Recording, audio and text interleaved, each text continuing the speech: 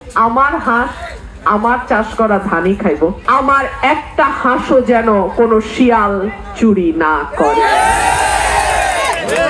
গুনে গুনে হাঁস আপনারা খোয়ারে তুলবেন।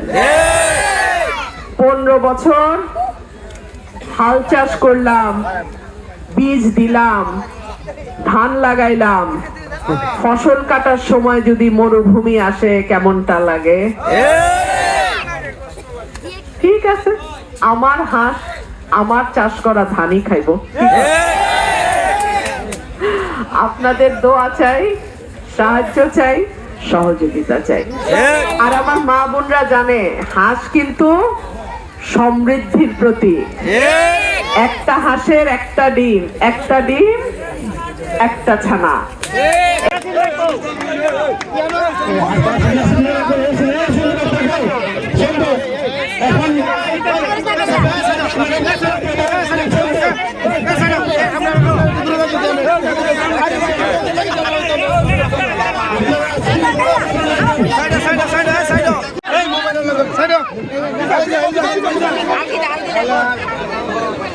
এলাকাবাসী